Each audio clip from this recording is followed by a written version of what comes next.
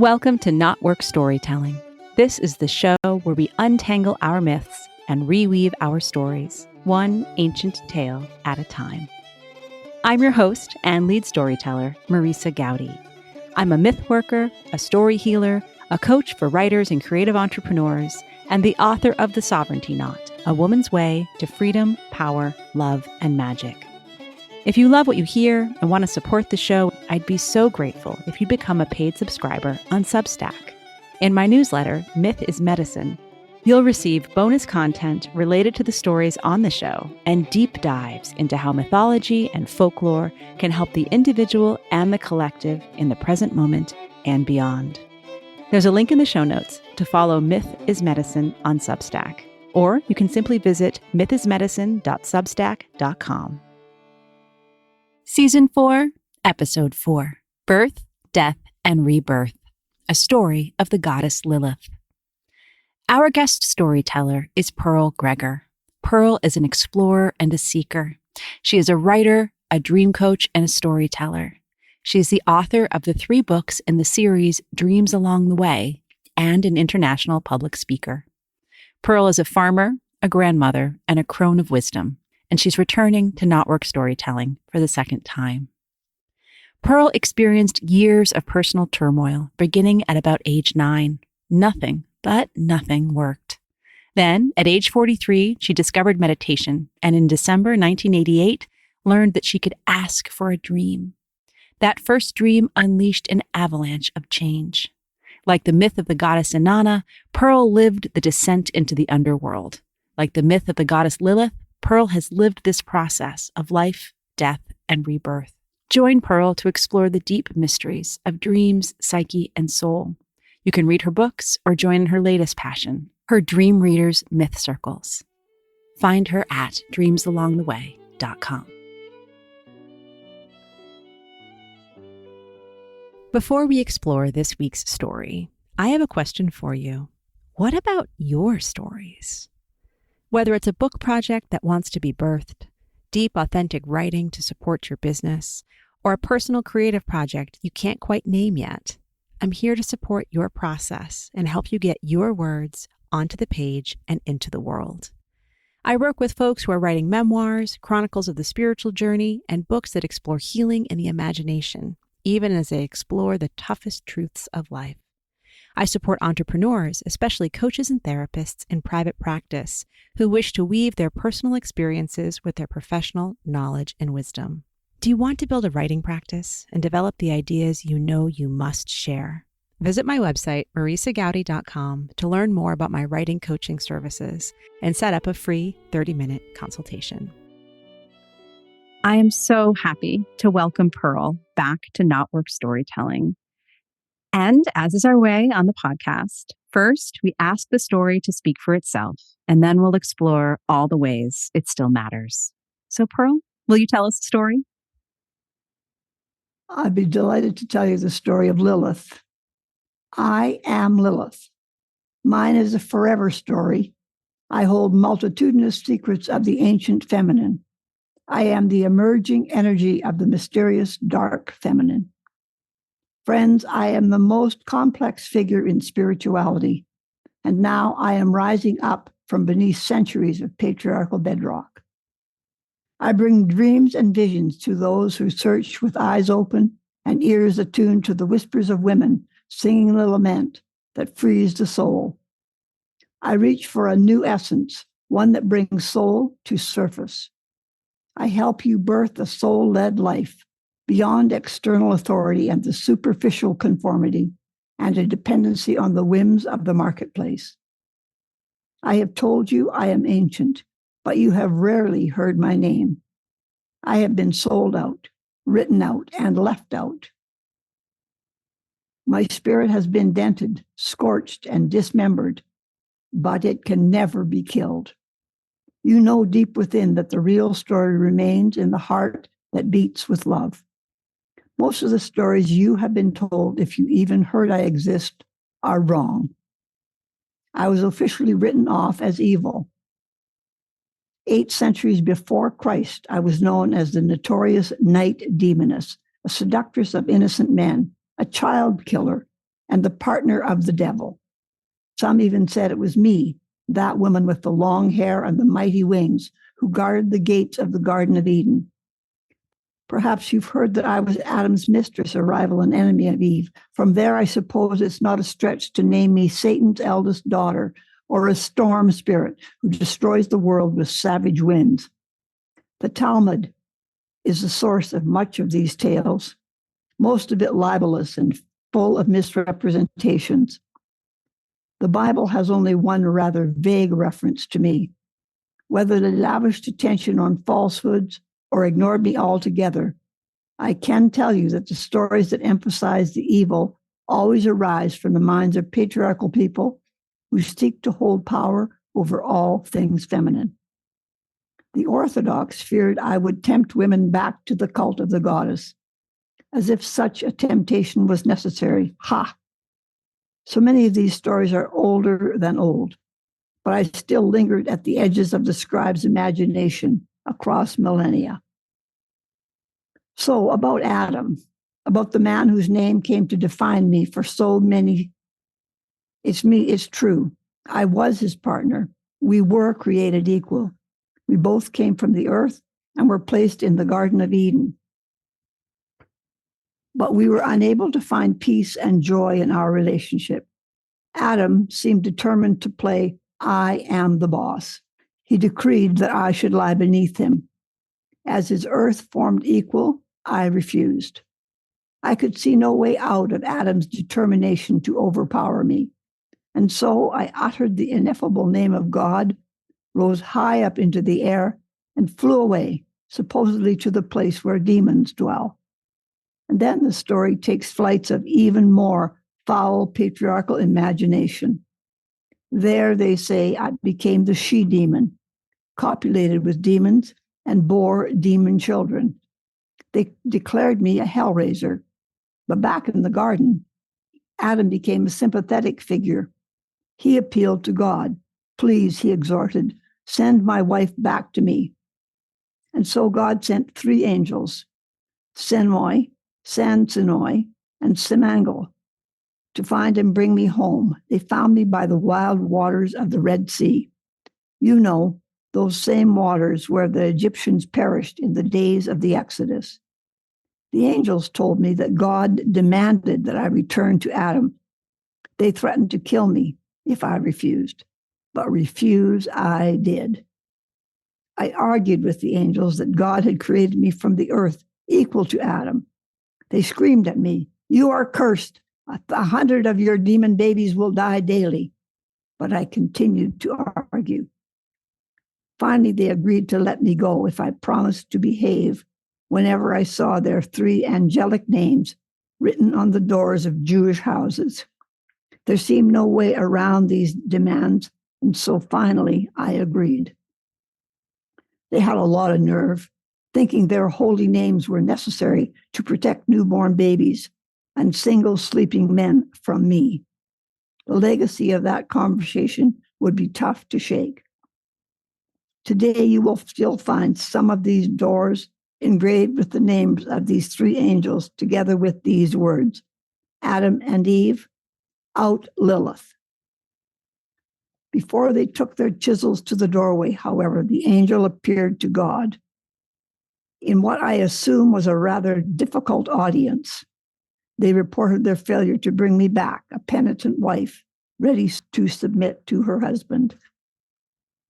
And so God created Adam's second wife, Eve. The details of their union are rather fuzzy. You might check Genesis 1 and 2, for there you will find 2 very different stories. One says God created them in his own image. The other says God put Adam to sleep and created Eve from his rib, and therefore woman's compliance was secured. But I have always been more than the story of a failed marriage. All of these accounts of my wanton ways are but a projection of patriarchal consciousness. The patriarchal version of me rests on an incarnate desire and male fear of women and wild nature. I am the femme fatale, the whore, the streetwalker, the fallen one. I am Eve's shadow sister. Ereshkigal was shadow sister to Inanna. But really, who am I? Let me tell you one more little tale of who they say I am. The Zohar, that collection of Kabbalistic mystical thought, would have you think that I come from the husk of evil that fell from the waning moon. Yes, you heard me correctly. In the story, the sun was victorious and the moon was named evil. Sounds a lot like the story they fabricated to create fiction between men and women. Sounds a lot like the way the so-called civilized world declared nature to be evil. By now, you must understand that the stories of my own evil nature are somewhat exaggerated. All of these stories piled up so that both the learned scholar and the simple peasant often feared me equally. The belief that I should be labeled demon has endured for over 4,000 years, all the way from ancient Sumer to this very moment. You must have heard it said that a myth never was, yet always is. Myths usually explain some aspect of nature or human action that is necessary to a cultural belief. Tell me, do you know what is the purpose of this myth that creates a demon woman? Let me say it plain. Stories that equate me with the darkness and then call that darkness evil have gone too far. I am now returning, as the earth is in such desperate need of its feminine energy. I am rising. I am emerging from the unconscious of the women and some men from around this world. Know that you have heard only fragments of the truth of my existence. You are left with sad attempts at my erasure and reduction. You have heard the tales of my punishment. You only know the cost of my insistence, my dedication to independence and equality. There is some hope that the ancient truths will be revealed. Since the discovery of the early Christian and Gnostic texts near the Upper Egyptian town of Nag Hammadi in 1945, anthropologists, including women, have joined in the archaeological digs that are unearthing my story piece by piece. Ancient rock and papyrus coming up in pieces. Ancient stories coming up in pieces. Ancient languages coming up in pieces. The circles are connecting. I will leave it there. I have served up but a few of the mangled images that make up my origin story. I offer these scraps so that they can be laid back into the earth so a new truth can emerge. Today, the reemergence of the dark goddess comes through the new-old transformation story of birth, death, and rebirth. I gave rise to the unconscious and say to the feminine aspect of wisdom arises from the unconscious depths of our psyche. My story continues to emerge through dreams and through healing, one woman at a time. Rest assured, my reappearance as the harbinger of the new paradigm of healing the feminine. I am rising. We will rise. Oh, Pearl, thank you for giving the story, a collection of many stories of Lilith. You're very welcome. And knowing you, that story is really just part of a bigger collection you have, because the story of how you first met Lilith and got to know Lilith is every bit as compelling as what you have woven together from the oldest sources. It was the biggest surprise of my life. Yeah. When I found Lilith. The first day that I met Lilith was May 20th, 1993. I was at a conference. The conference was aptly named Creating a Caring and Equitable Society. In retrospect, that's why Lilith showed up, I'm sure of it, because I was there trying to make sense of a conference where there was a huge issue that the first evening over the fact that the Nell Noddings book, which we were paying a great attention to, the whole conference was raised around her book. What was the name of Nell's book? Didn't Nell's book have an interesting title? It was called Creating a Caring and Equitable Society. That's why the conference was named after that. Okay. She was the main speaker. And she's a very good speaker and very, very attuned to the inner world, as I would believe, because she's into the caring and equitable society. Right. In any case, when there was time for a conversation, the first thing that came up was the cover of her book. And the complaint was that it was pink. Now, I could not believe this was coming out of the mouths of a group of very well-educated scholars from across Canada, because this was a Canadian conference of educators.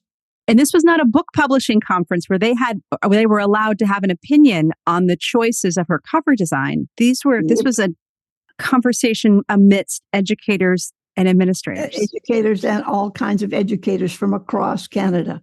Many of them were from universities. These were all high up people. Right. And their first complaint was the pink cover of the book. Please help me.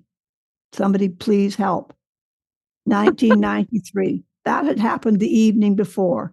I was not very happy. That morning I had sat out beside the river and watched the river go by. You know what a river is like in Banff, Alberta in May. It's huge. It gave me the real understanding of what the feminine always is about, and the necessity of a strong masculine to hold the feminine. The water was coming down from the mountain, and it was gushing down the mountain, and it had all kinds of debris and dead animals in that mountain stream. And yet, as I sat there, I could see it arriving in the Fraser Delta in BC, and I could imagine the deep, dark soil that was being created as that mountain of water went down to the river, but it was being held by the banks. The banks were holding. That's the masculine holding on to the feminine. So that afternoon, I had stopped on a bulletin board inside the Banff School of Fine Arts, and there I saw the name of a Reiki practitioner. Impetuously, I phoned and made an appointment for that same evening. When they arrived, there was a young lady there. I've never seen her before. I've never seen her since. She started the Reiki session. I went immediately into a deep meditative state, which was my wont in those days. And very soon, a set of praying hands appeared over my head. I was astonished. Light, translucent blue praying hands emanating light. And then a vulture with wings spread wide and an owl both appeared. And then a voice said, "The flesh is weak, but the bones are strong. The vulture eats the flesh. I am the vulture." I didn't know what to make of that. I later learned that the vulture, according to Marilyn Stone, is the goddess symbol for Lilith. Then that Reiki treatment went on, and it was a rebirthing of my eldest son. And all the toxicity from that birth, which was a very painful, I had gone to the hospital, I don't know how many times, and the boy was 2 weeks late. So when they finally had to bring him on, and that baby was born in less than an hour. So I was torn from end to end. I had 28 stitches, and I was doing nothing but sleep for the first 24 hours, never mind the child. So the nurses were frantic with me by the time I was awake enough to feed this little boy. In any case, that's what I was rebirthing, going through that whole trauma. So please don't tell me that Lilith is not on the side of women, because she helped me rebirth that baby. And it was a beautiful birth. I had asked the Reiki lady if she would put a bucket under my feet. That's how real that treatment was, because there was brown goop running out of my body, out through my feet, which of course you would know is imaginary, but that's how real it felt. Was I wanted a bucket to hold that toxicity that was running out of me. So when that Reiki experience ended, there was a tree, a large tree, like the Garden of Eden tree, or the tree of life, and it had the snake in the tree. The snake, you know, is the goddess of wisdom, or the symbol of Sophia, the goddess of wisdom. So I knew that how powerful that treatment really, really was. That treatment has stayed with me. I can still feel it today. If I think about Lilith, I can still feel the frissions of excitement that go through my whole body. So that's my Lilith story. That's my introduction to Lilith. Yes. Thank you for bringing us there with you and taking us to that moment of being with Goddess. I almost wanted to say kind of being at her feet, but I really feel as if you two were in such powerful partnership. There wasn't necessarily that sort of hierarchy at all.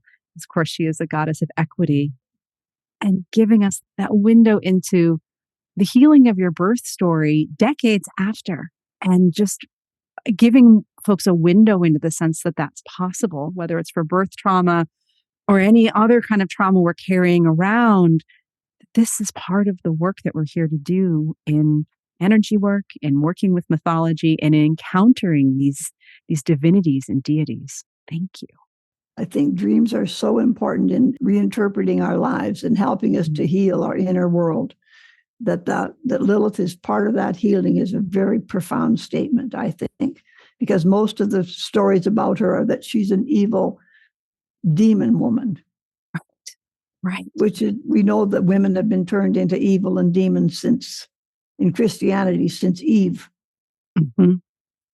And knowing that Lilith asked that question of why did they do it, but she does not answer it, in your story, which I think is really potent and powerful. Yeah.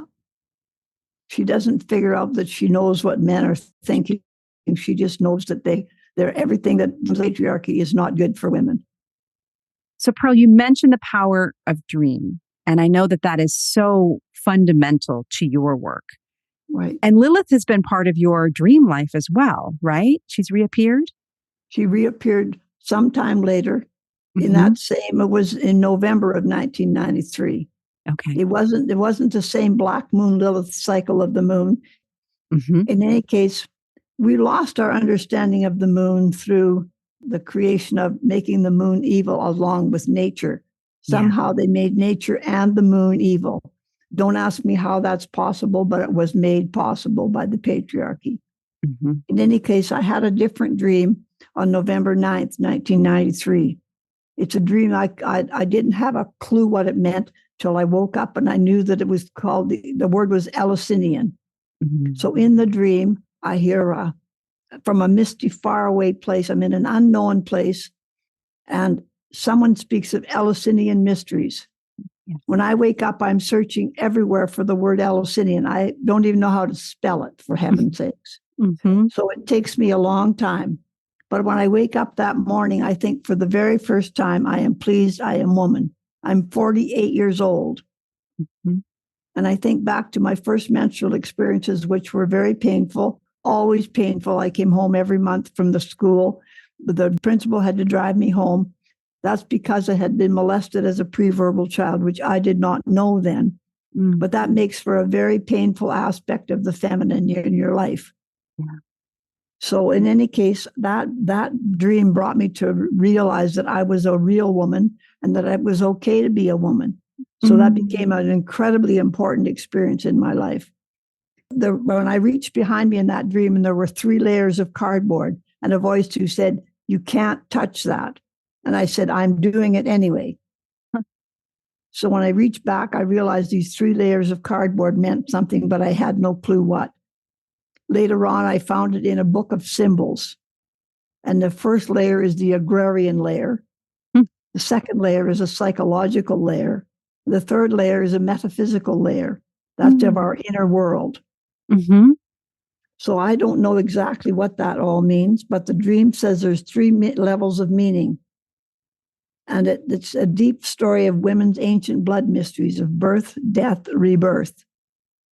Those mysteries, the Eleusinian mysteries, go back. They're ancient, and they started way at the time of Lilith, and they didn't end till about 325 AD.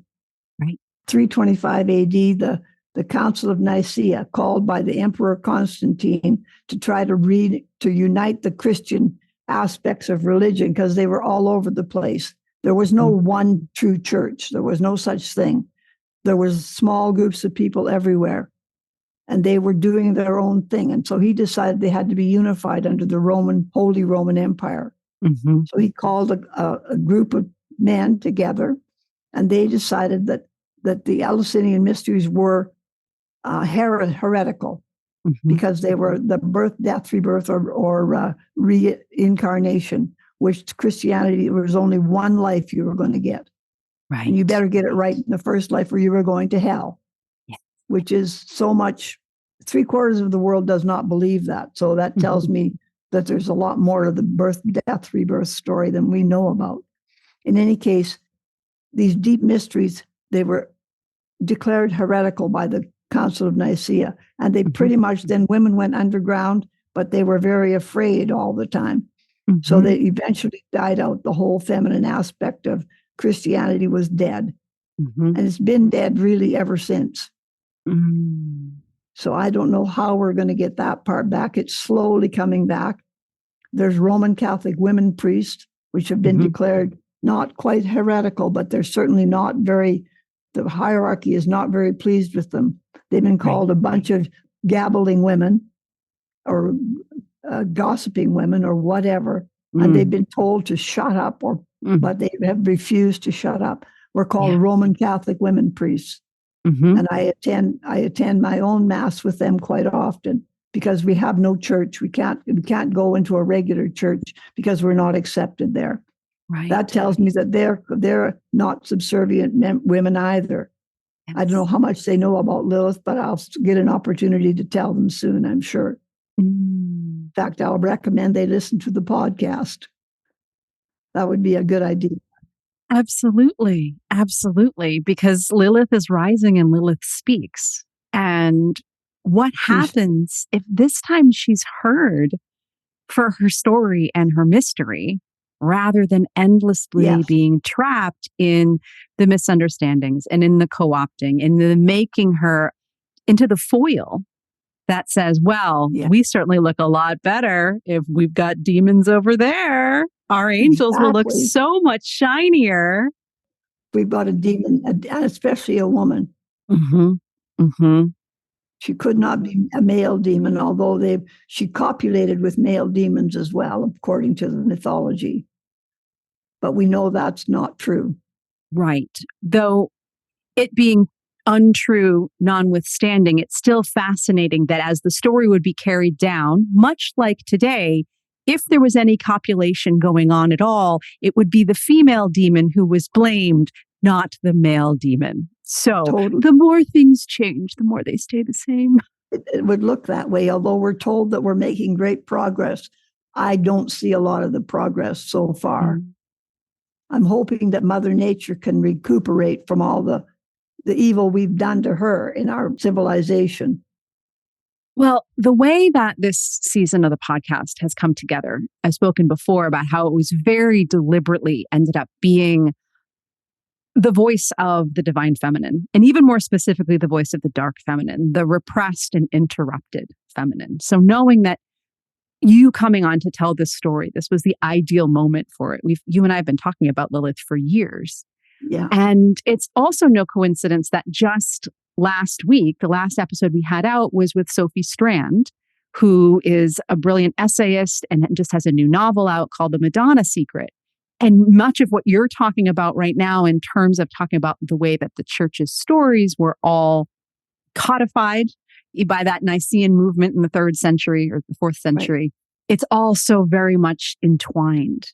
And it feels like we're really able to be looking at all of these various hidden and yet emerging stories of the divine feminine within what we now call Christianity, but which really is a much vaster perspective on faith and an understanding in this interconnected cosmos in which there is a divine principle uniting all of us and calling us into a common story. Well, they found these stories in 1945. They found many of these stories, the Gospel of Mary, the Gospel of Thomas, and those were all found in 1945, and they're slowly coming to light. It's been a long time coming. I can't remember the name of the book. Maharita Gumbatas has recently finally been accepted by the Archaeological Society as telling the truth with her excavations. And those are all to do with, she's got small figurines of Lilith, and all the different goddesses that were so much a part of it until the men at the Council of Nicaea declared which books were acceptable from the Bible. They did not accept the book of Esther or any of the books of Ruth or any of the books that had to do with the divine feminine. And then they approved seminars available only to the men. Right. So as to how to interpret the books that they did allow to be published as part of the Bible. So the whole thing looks like it was all cooked up for a long, great centuries. It's no wonder that the Lilith story is not known until 50 years ago or 100, not even 100 years ago, 1945. I was born then. I'm 78 years old. That's not a long time to reinterpret the entire Christian religion. Mm-hmm. Mm-hmm. The divine feminine is emerging as time. Is definitely past time. Right. And there being a generation between you and me, I just, I've been following the women priest movement for years, more like 15 years ago when I was wondering if I would indeed try to stay in the church. I had left and come back, and there was a little bit of a bouncing back and forth in terms of, well, could the mystics hold me and keep me, though I had rejected everything quite wholesale by declaring myself a witch at 18. But it's at this point in my life, it's really that sense of saying, well, I'm fascinated by the storytelling. I'm fascinated by how we can really take this awareness, not to transform the church anymore, but instead to say, how do we transform our entire relationship with nature? Because that's a lot more pressing than making sure that the Roman body of men are able to continue to organize. And without any criticism of any of the perspectives, but I'm always so grateful to hear your perspective from having been so connected to the church and finding ways to stay in relationship as an alternative to kind of what my generation's take, which is mostly throwing up our hands and saying, forget it. I'll just read better mythology. Right. I found that it was a very great help to me in my healing world that I was so connected to the mystics. And that's the only church that I find mystical writings in, other than the Jewish religion with the Kabbalistic writings. Yes. And those are not really available to me because I don't read Hebrew. Mm-hmm. Mm-hmm. I mean, I met Liliana Kleiner a few years ago, and she's a great artist and a great person with a Jungian background, and she's a student of Lilith as well, and Inanna. And if anybody's interested in finding her work, she has her own website, and she's got stories of Lilith, and she has several books out, and her books she makes herself. She makes her own paper to write her books on, if you can believe that. She lives in a cabin in the woods. She spends most of her time on Gabriola Island. When she's not there, she's in Israel because that's where she was raised. Mm-hmm. So she knows the Hebrew language inside out. Well, what's remarkable is that there's some level in which, like, oh my goodness, she makes her own paper. That's so unbelievable. And yet here we are also in the midst of a conversation about ancient scrolls discovered in 1945, and whether or not the actual scribes were the ones who were making their own paper, just knowing that there are people continuing that immense relationship with the material world that matters and that endures, that we have so lost track of when we run out to Staples and buy a ream of paper. And it's just one of those moments of just pausing and remembering the grander scope here of what we're really talking about with a goddess who goes back 4,000 years and who's just made of the ineffable.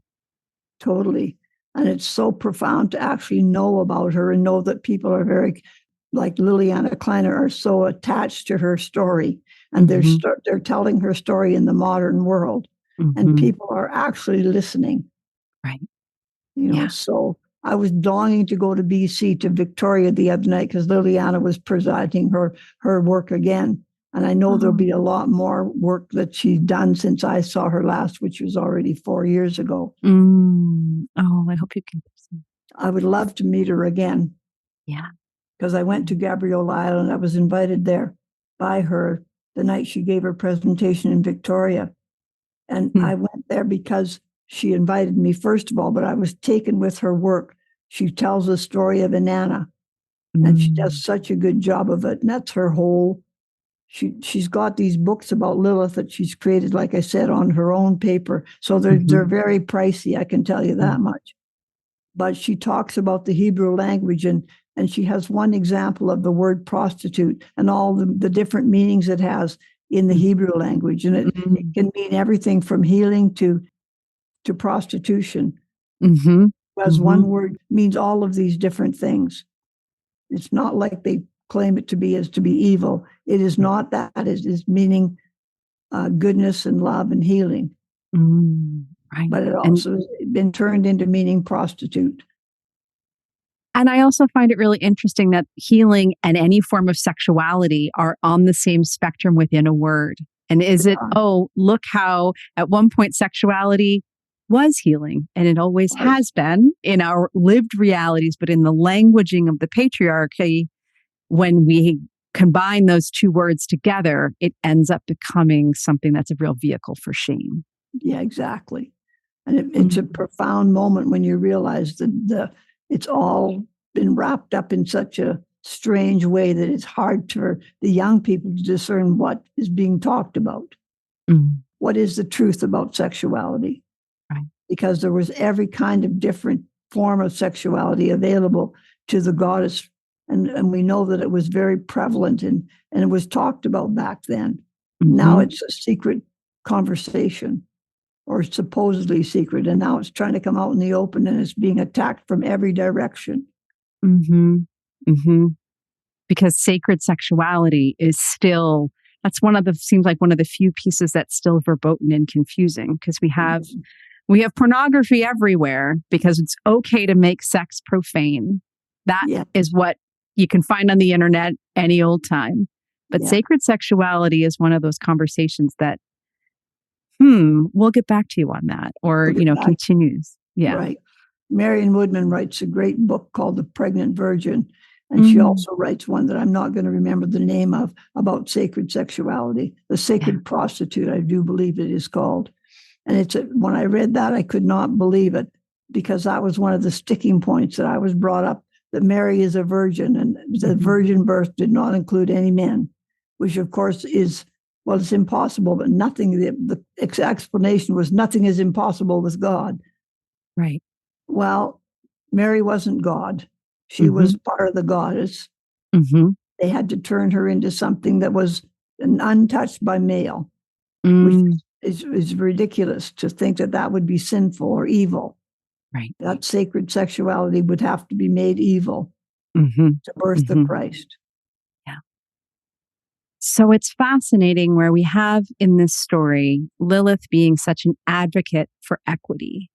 And yet we also know that what we're dealing with too is this real obsession with the separation of the sexes, of men and women. And that sense of purity can only be maintained if we are able to separate. And certainly what I've come to understand of the mystics, of our quest for divinity, is to understand there is no separation, and we want to come back into oneness. That's where we're trying to get to, is being one with everything. Right. And that would be very powerful if we could understand we are one with nature. We are no different than the animals. But we insist on being a higher level of being, which is not true. It cannot possibly be true. Everything is created equal and all one. Even Lilith knew that. Especially Lilith knew that. I'm reading a fascinating book right now by Jeremy Lent called The Web of Meaning, that really bears out exactly what you just said around this sense of understanding our inherent animate consciousness that says, I would dumb it down to that sense of there is no separation, but it really is bringing us back again and again to saying we are all of the same stuff, consciousness as well as molecules. And you've also read Sophia Strand's book called Take Back the Magic. Oh, Perdita, her mother Perdita's book. Yes, exactly. Perdita Finn. Right. And that's a powerful reminder that the ancestors are with us at all times. And the earth comes from us and we come from the earth. We are the earth. And we are one with the earth, and we need to treat each other like we are one with each other and the earth. She makes the point very well in her book. Yes. And so much of Perdita's book is around that sense of communing with the unseen world and with our beloved dead. Again, Yes. pulling away that separation that says, well, I'm here now and they were here then, and I can miss them, but heaven forbid I should think I'm communicating with them and they're talking back, because that's the stuff of seances or whatever it is that we've layered on as judgment. But I know my experience of reading that book was so much permission to settle into something that I'd always known in my bones and wanted so much to be true. Right. We know we are one with the ancestors. Even in Catholicism, we have a lot of reverence for the dead, but not as much as she has. Not as anywhere near as good as she writes it. Perdita makes it intimate and very real. Very, very real, with her letters to her father that make him into a real person. And by the end of the book, he is a real person, and she's looking and having conversations with who she was before. Yes. Which is really a powerful statement. And I realize it's very much a similar healing as you open us with talking about the story of healing your birth story and that being possible. It's then in the same way of Perdita healing part of her own birth story and going back to her relationship with her father and what it means to be a daughter. It all feels like it's all part of the same conversation and continuum. Yeah. And the fact that we were daughter, we were father, we were mother, we were uncle, aunt, child. We've been all things to ourselves. Yes. It makes you really stop and think about how to treat your family. Oh, that's such a subtle and deep truth just to sit with and be with. Yeah. So I want to call us back to Lilith as we start to land our conversation, knowing that so much of who she is, as much as she is unknown, what she is known for is so often the darkness and what's hidden. I was doing a little bit of research myself around the astrology of Lilith and the fact that there's 4 different Liliths up there that people could be talking about at any one time. There is an asteroid named Lilith, but the one we most often talk about is the apogee of the moon, right? And you were talking about that sense of the darkest part of the moon. Right. But I'd love to just explore a little bit of your understanding of shadow, of darkness, of what that has meant for you in uncovering the feminine and in your own healing journey and in dreams. Tell us what the Eleusinian mystery dream appeared after the night after I had a ceremony with a group of women where we were washing each other's hands. And it was we were giving appreciation or a thank you to each person who had shown up in this dream workshop. And it was a ceremony of gratitude for these different people who had come. And that washing ritual, it seems to me, is a purification or a cleansing ritual. And the women were very much one in that moment. And that Eleusinian dream appeared that evening. And I learned that I was happy to be a woman for the first time in my life. Right. And I also had a dream workshop in which we spent an entire 3-hour afternoon unpacking the word darkness. Because the women said, well, it means evil. That's the first thing that darkness has come to mean. The dark phase of the moon has come to mean evil as well. But that is absolutely untrue, because the woman, we are born from the womb, and which is a period of 9 months in the darkness. Yes. We come from the darkness. The feminine is very dark. So that's my understanding of where the notion of Lilith and the dark side of the moon is that as the feminine side of the moon. Right. And I mean, and obviously so much of your work is just a direct refutation of this equation of darkness with evil, of she who births as being evil. And that's really at the core of, as I would think you would say it, so many of our problems these days, as that we've equated. Yeah. We equate the darkness. People are afraid of the dark. Yet that is the richness. The dark, the black is apparently absorbs all colors.